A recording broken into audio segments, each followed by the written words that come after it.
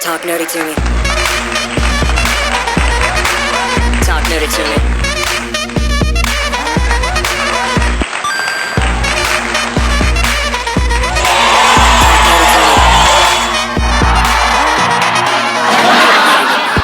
There is within sort of these heterodox Shin currents. I don't know exactly. This sort of I'm not exactly. I forget now. I always get hidden Nembutsu and secret Nembutsu confused, and one of those Yeah. is the Kakure Nimbutsu. is that the It's one the I same mean? in Japanese, but it means hidden Nimbutsu or secret Nimbutsu. Yeah. Maybe I'm wrong here, but I was under the impression that there's the groups that were persecuted.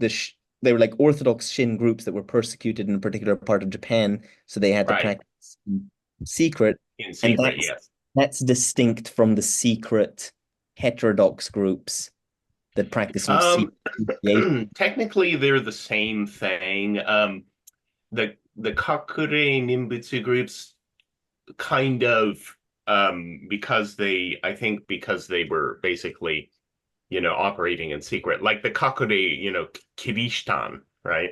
The secret Christian groups, who, for example, worshipped Mary, worshipped a statue of Kannon Bosatsu as Mary, for example. That brings up a whole interesting idea of the ways in which Kannon Bosatsu can, manifest in the world, regardless of, religious tradition. But yeah, the Kakure Nimbutsu groups, as far as I know, and I haven't, studied those in depth, but because they were all to some degree sort of isolated from, the various head temples and so on, and knowledge centers, so to speak, of Shinshu, they sort of tended to go their own way doctrinally, and so they ended up in some strange areas, like the idea that Shinjin is a thing that you kind of have to you receive through sort of a special ceremony and stuff. They tended to go off into these weird. It's not totally unlike some of the modern groups that have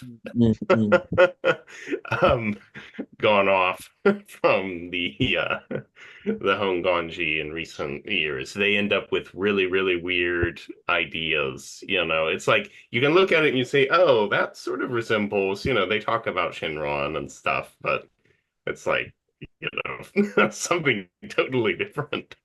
And So there was a little bit of that, but yeah, I don't know entirely the history. I think some of the Kakure Nimbutsu groups ended up, rejoining the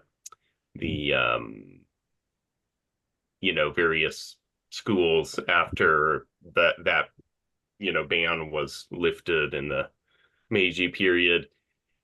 And then there was also the fact that some of the 10 schools of Buddhism, like I think the San Monto Ha school, actually had incorporated like verbal teachings supposedly from Shinron that aren't written down.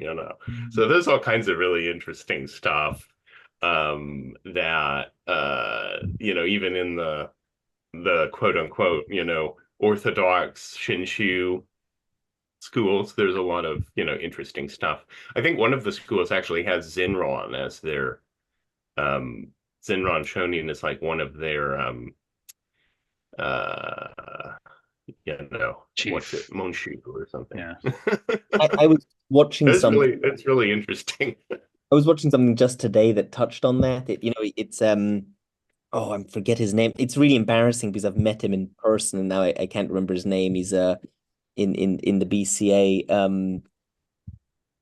This awful, awful. His name is Kuwahara Sensei. And he Yeah. he was part of the same symposium that John gave his Yes.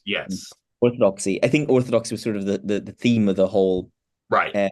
whole thing. And he has this great chart where he shows the like the Monshus of all 10 of the sort of traditional branches of Shin. And I did notice that like one in there, it's got Zenron in there. Yeah, I don't know, I can't that's remember correct. what was it. I have that chart. I'm trying to think what Uh, book would it be in. Oh boy. Not this one, I don't think. Um, yeah, that chart is somewhere in one of my books. I can't remember right off the bat which one it will be in. Let's see.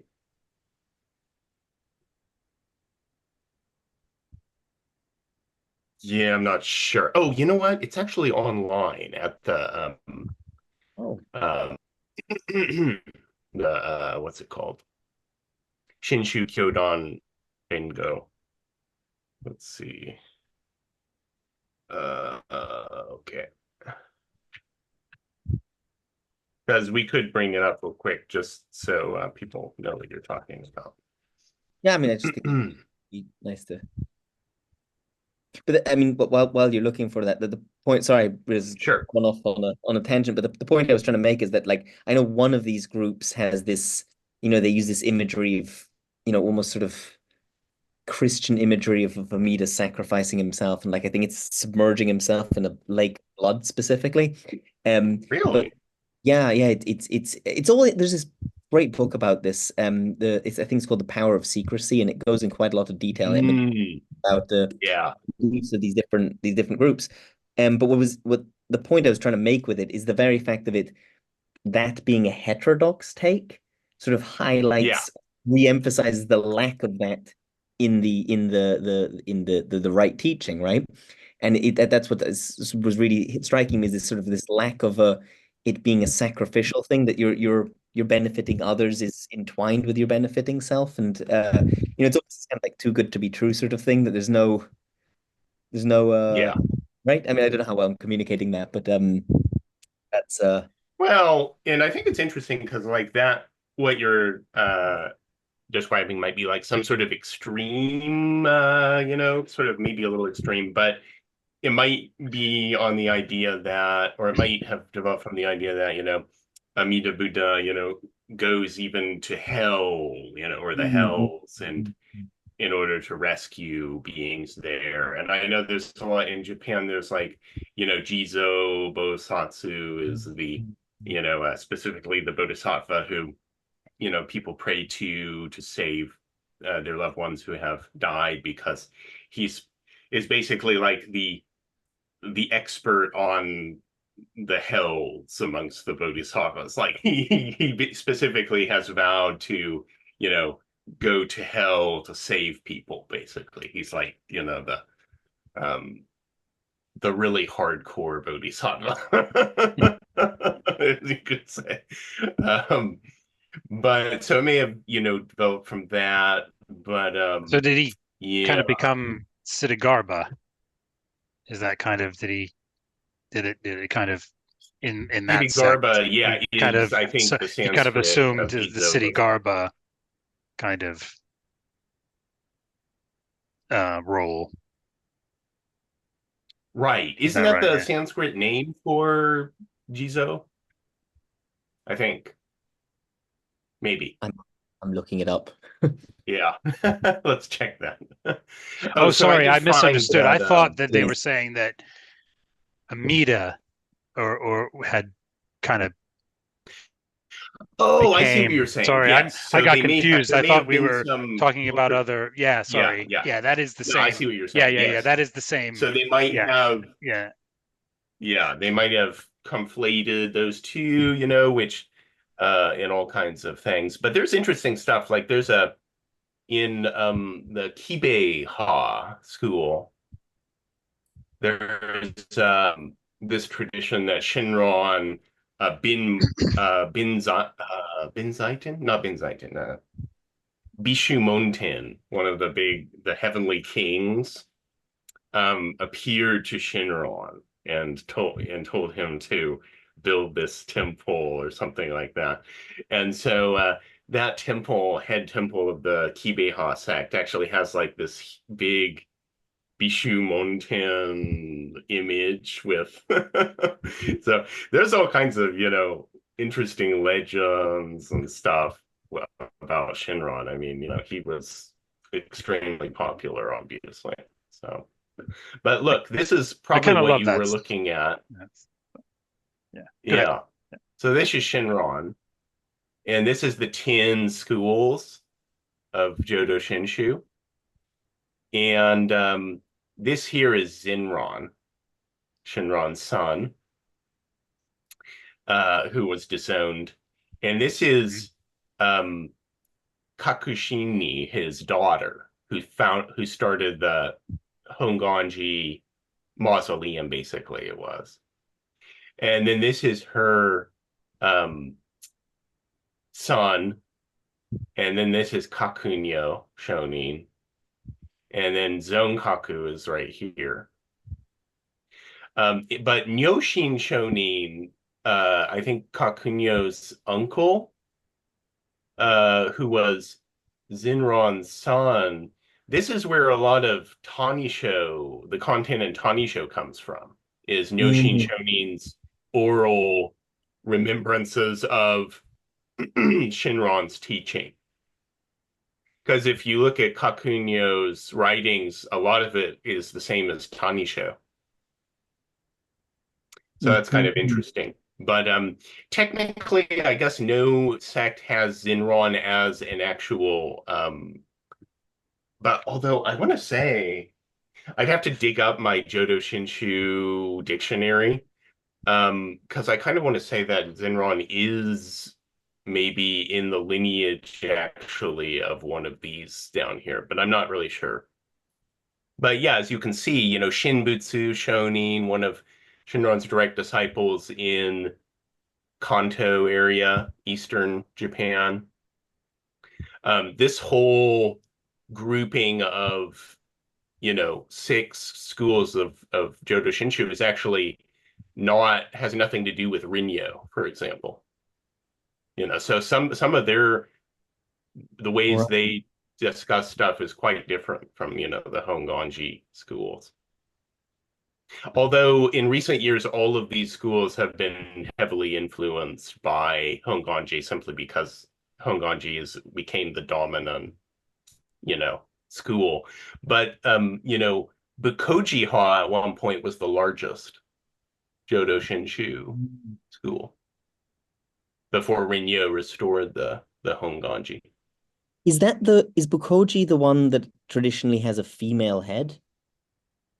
Yes, so Bukoji-ha has had a lot of women in the higher, not necessarily women, but yeah, it's very egalitarian traditionally, and has a lot of women in even women Manchu, which is rare, you know, in Japan.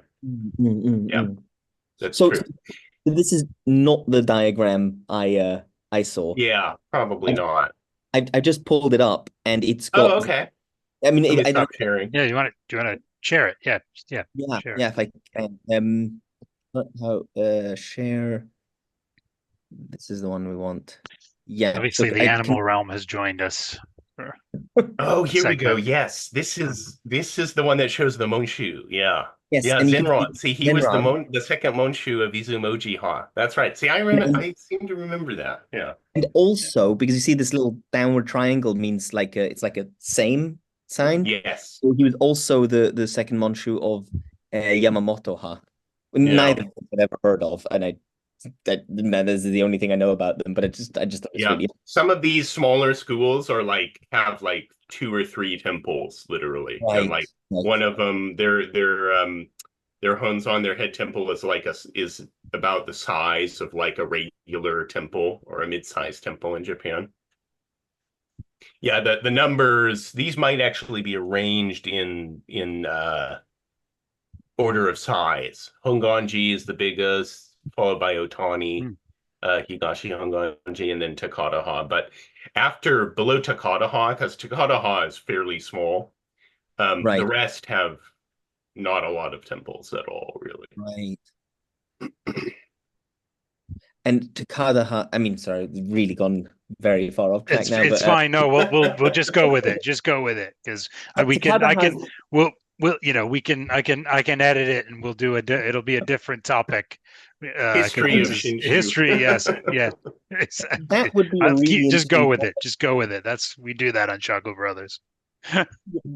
right. It makes me feel less guilty. So I mean that would be a great topic too. Just I mean you could spend quite a lot of time just talk because there's so little available. Oh yeah. And I have, as far as I know, the only English text that's been translated, or the only text that's been translated into English from Takata, which is like Hmm.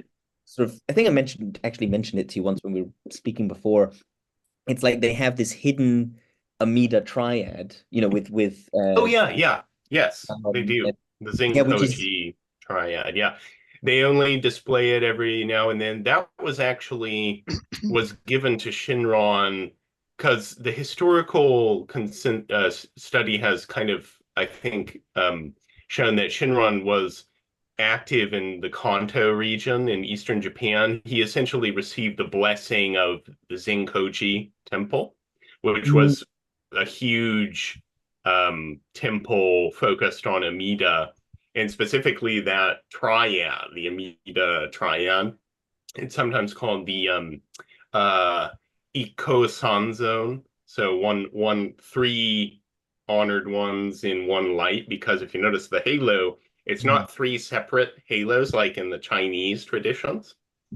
They're sharing the same, you know, the two bodhisattvas are sharing the same halo as Amida, right? Mhm. Symbolic of, the light, them being representations of Amida's light. But yeah, Zenkoji supposedly gave Shinron a smaller version, a copy, basically, of their object of worship, which was the Amida triad, to take with him to Kanto for his missionary work. And that was probably the first, how to say, object of worship that Shinron set up in his, Nimbutsu dojo, basically, in Eastern Japan. So mhm. yeah, Which is Takata is very proud of that fact because they happen to have the Takata was sort of is descended from the Eastern Japanese Shinshu, Mm. whereas Hongwanji, in Kyoto is the Western, school focused more on Shinron's direct ancestors.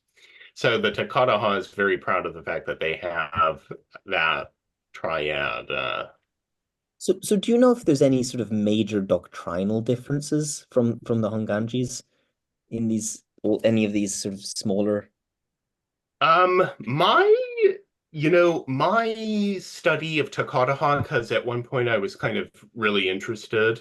I even bought their Satan in Japanese, which is interesting because it's mostly just Shinron's writing, and they don't have Rinyo, Mm. Rinyo's not a part of their tradition. So I would say, like, one way of thinking of it would maybe be the things that are emphasized by Rinyo in the Hongwanji tradition are less emphasized in um, the Takata. So, for example, you know how we tend to normally speak of the Nimbutsu as being a expression of gratitude? Mhm, mhm. That is somewhat, it is in Takata, but it's also, there's sort of this, it's not clear whether the Nimbutsu is um, solely set in gratitude or whether it is, in fact, the Nimbutsu we say that enables somehow birth in the Pure Land.